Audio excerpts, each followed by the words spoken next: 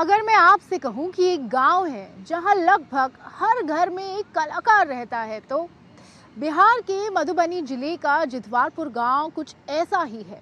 यहाँ दीवारें सिर्फ दीवारें नहीं बल्कि रंगों में लिखी कहानियां हैं। मधुबनी पेंटिंग की ये सदियों पुरानी कला अब नई पीढ़ी के हाथों एक नया रूप ले रही है।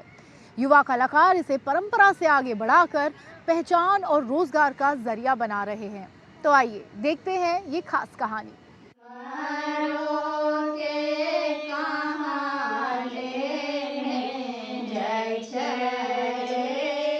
मिथिला, जहाँ की भाषा में मिठास है और संस्कृति में गहरा अपनापन है।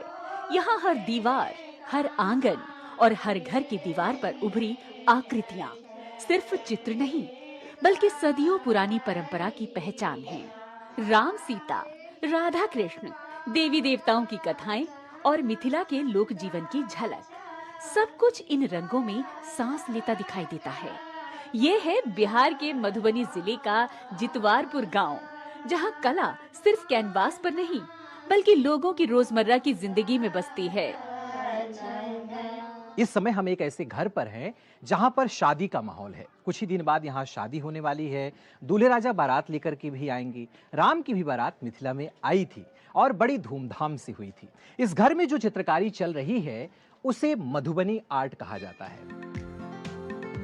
जितवारपुर की खास बात ये है कि यहाँ लगभग हर घर में एक कलाकार मिलता है। उजाला, विद्या, श्वेता और नागमणि जैसी कई युवा लड़कियाँ पढ़ाई के साथ साथ इस कला को भी सीख रही हैं। उनके लिए ये सिर्फ परंपरा नहीं बल्कि आत्मनिर्भर बनने का रास्ता भी है।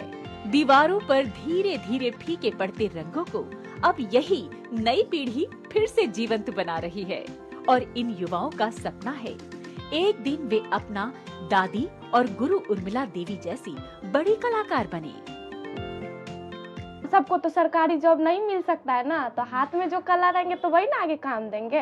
तभी हम लोग का ये परंपरा है, मतलब पीढ़ी दर पीढ़ी आते आए हैं ये वाला।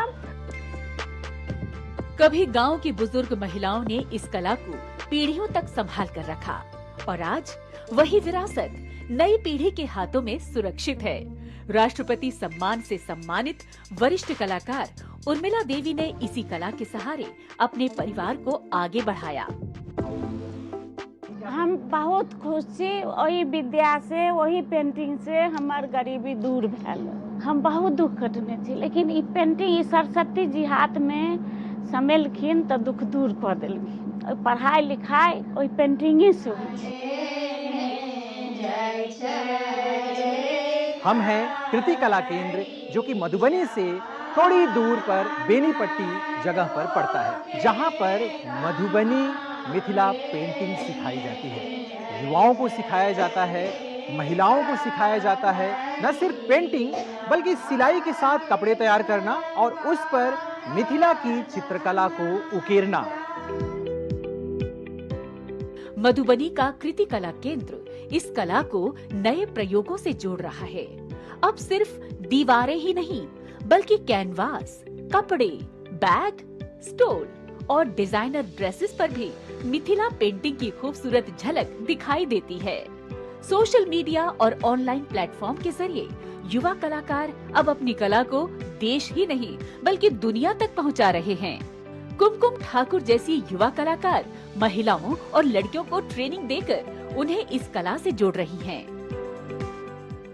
ये हमारे बच्चों को, जैसे हमारे यहाँ सीखते हैं बच्चे, उनको हम एम्प्लॉयमेंट भी दे सकते हैं। जैसे वो अच्छा लर्न करे, यहाँ से अच्छी तरीके से सीखे, तो हम उन्हें स्टिचिंग और जैसे पेंटिंग दोनों सिखाते हैं। तो वो स्टिचिंग सीखेंगे, स्कर्ट सीखा, फिर पेंटिंग करेंगे, तो पेंटिंग सीखेंगे, तो दोनों चीज़ें से कॉम्बाइन करके हम एक ब्रांड बना सकते हैं और फिर उस ब्रांड को हम अपना मार्केट में लॉन्च भी कर सकते हैं।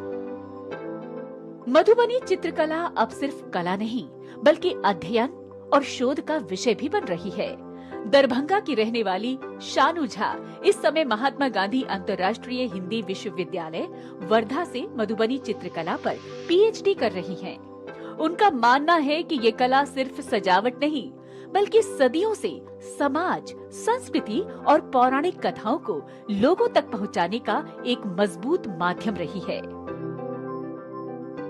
जब मैंने मीडिया से अपनी पढ़ाई पूरी की तो मुझे लगा कि एक युवा होने के नाते मेरा दायित्व है कि मैं इस कला को आने वाली जनरेशन तक एक स्टडी मटेरियल के रूप में सामने लाऊं। परंपरा के रंग जब नई सोच से मिलते हैं तो बदलाव की एक नई तस्वीर बनती है। मिथिला की ये युवा पीढ़ी सिर्फ एक प्राचीन कला को जीवित नहीं रख रही, बल्कि इसे रोजगार, पहचान और आत्मनिर्भरता के नए रास्ते में बदल रही है। मधुबनी के ये रंग अब सिर्फ दीवारों तक सीमित नहीं, बल्कि नई पीढ़ी के सपनों को भी रंगीन बना रहे हैं। और यही है परंपरा से प्रगति तक मिथिला की असली कहानी।